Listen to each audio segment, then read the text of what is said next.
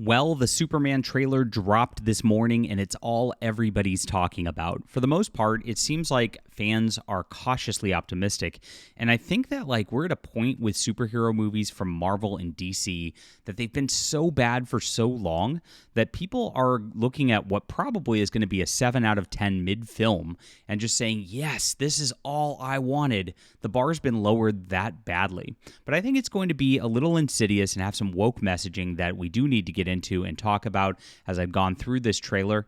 Unfortunately, you can't just play trailers and clips anymore because of the way that YouTube works, so we're just going to have to talk about it with some still frames that I've got up on X. So please strap in as I talk about this movie. And of course, I'm a comic book writer myself, so hit the like and subscribe button. We talk about things from a writing standpoint and, of course, all things in the culture, especially with what woke Hollywood is doing here. Really appreciate you getting us to over 50,000 subscribers so far. And I would love for you to sign up for my newsletter. I actually give away a superhero graphic novel, Flying Sparks. It's a 66-page full graphic novel for free just for signing up. So if you like Superman, I really do think you'll love Flying Sparks. It's got that kind of good heroism in it, and it's got a wonderful, rich universe that you really enjoy. You also get a fantasy novel and a science fiction novel for signing up. 3 full books. Appreciate you guys being there. It's in the description below, and thank you for getting on this journey with us as we are building a wonderful alternative comic industry on the side of this as well. So my first comment I made this morning was Superman is an inherently right-wing concept. He's super as a man, fit, strong white male archetype, loyal to one woman in marriage. Early issues, he fights government corruption and is anti-war. Not to mention he's a Christ figure, do you agree? And I placed the still image from their trailer that they put up, which was like a preview image trailer teaser of the trailer. Oh my gosh. Yeah, I'll fix it and edit, guys. There's too many teasers. But with this, everybody was going off, oh, he's looking up. It's amazing. It's optimistic. Really, really weird because that was the messaging a day ago. And then when you open this trailer, it immediately opens with Superman getting his ass kicked, he has no ability to fight whoever he's fighting. Very, very weird and mixed messaging immediately. Is this going to be optimism or is it going to be a heavy, dark, super gory movie? I can't tell just yet. I can't imagine it'll be as bad as the one from a few years ago, The Man of Steel. But still, it looks like visually every single other DC movie, like Aquaman or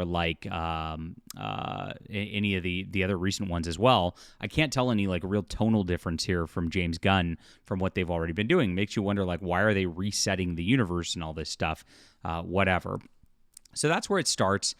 There are some red flags right away. Of course, Perry White, the guy from the Daily Planet, has been replaced with a black guy. And immediately, I've noticed that nobody's taking any issue with this. And that just tells me at this point, everybody's been so desensitized to a white person as a tertiary character getting replaced with a black person at this point that it's not even a controversy anymore. And this is how they move the Overton window. This is how Hollywood slowly boils you. They turn up the heat a little bit with the wokeness over and over and over again. And I think they pushed really far. And so I think James Gunn is going to dial it back a little bit. But there are signs that there are going to be woke elements in this film already from the trailer. And what James Gunn is setting up is pretty obvious from this.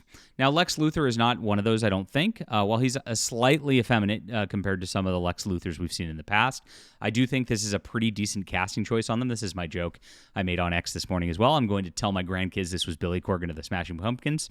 Looks like Billy Corgan of the Smashing Pumpkins. If you're old enough to remember the Smashing Pumpkins there, leave a nod down below to that. I've been posting on other people's comments saying, despite all my rage, I'm still just a rat in a cage with this as well. A big Pumpkins fan from way back. But I think this is a pretty decent casting choice right here. Looks pretty good. But that's not the issue that I've seen with this whole thing. It's really this. James Gunn is setting up a DC universe with diversity superheroes, baiting everybody with a mid-Superman movie. And like I said, this trailer, it looks disjointed. You don't get any sense of the story from it. It's just random action scenes combined with random, he's kissing Lois Lane, etc. Things that you just are going to be huh. It looks Superman-y, but you can't really tell anything other than that. And of course, there's a guitar version of the old Superman theme on top of it to kind of bring back the member berries, which is intentional, of course. But when you look at the casting for these superheroes who are also in it, you've got a Hawkgirl who's a Latina, diverse Hawkgirl. And of course, just using a Hawkgirl instead of a Hawkman, who's the main character she was based on to begin with, is a woke diversity choice to begin with. In DC Comics, the character is portrayed as this bisexual, whatever, everything, everything sexual at this point. And so you can imagine that this might be part of her plot point as it goes forward. There's also Mr. Terrific, like the black character who's out there, who's like, again, a tertiary character who doesn't really have much of a fan base or much knowledge of him outside of like just like hardcore comics fans. On the third superhero revealed is Guy Gardner, Green Lantern, who I don't have an image up on here right here, but he looks really goofy. Let me see if I can pull one up real quick. I forgot to do so before this video. I know John Trent posted one earlier kind of making fun of the situation. There he is. And he looks really, really goofy. He's old, and his haircut looks completely unnatural. Doesn't feel like Guy Gardner. I mean, yes, he's doing the haircut, but he doesn't feel like he's a good fit for Guy Gardner here. I think he's way too old for the role. He looks like Lurch from Addams Family. And again, I think this is intentional. You've got the young Hawkgirl, you've got the young cool black guy hero, and then you've got Guy Gardner, who's like the white guy blonde. He's going to be just portrayed as a maniac. Nathan Fillion's going to do a joke role of him, of course, and the white guy is going to be portrayed as a joke. This is all intentional, guys. Hollywood does this in every single movie. And what they're setting up with these three characters is they're setting up some like Justice League or Justice Society or something with these tertiary characters later with James Gunn, because what DC thinks that they can do here is they know they have Superman and Batman films and they work for the most part, but their other films always fail. And so James Gunn's going to set up this diverse team as like a Guardians of the Galaxy, because what he did for Marvel was make Guardians of the Galaxy into something that was a property from nothing. But he just like had lightning in a bottle there. It was a lucky thing, and a lot of the luck relied on Chris Pratt as the white male lead who everybody related to and loved.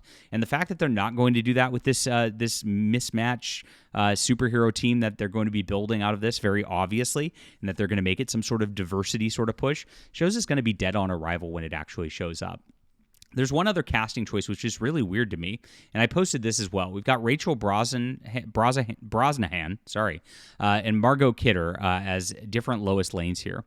And as you can see, Rachel here, like she's like got like a rounder face and kind of the square jaw sort of situation with a high hairline that like really doesn't like evoke like Lois Lane. This is the person the Superman's supposed to be absolutely in love with and cannot like be without. Honestly, just kind of mid. It doesn't work very well.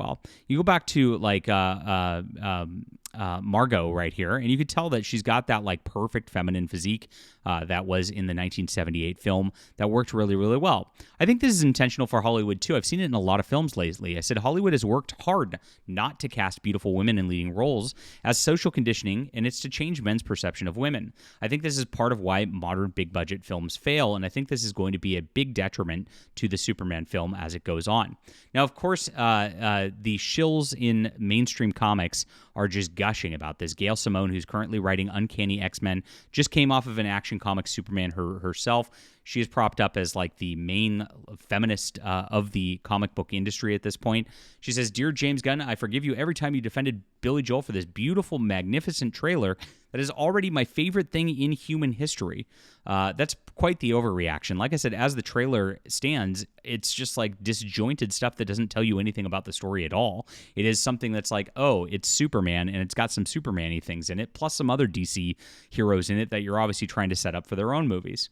Very, very bizarre. Fabian Nicieza, who wrote X-Men for a long time himself, look, he's talking here. "I haven't been very happy lately. As tried as it sounds, this made me happy.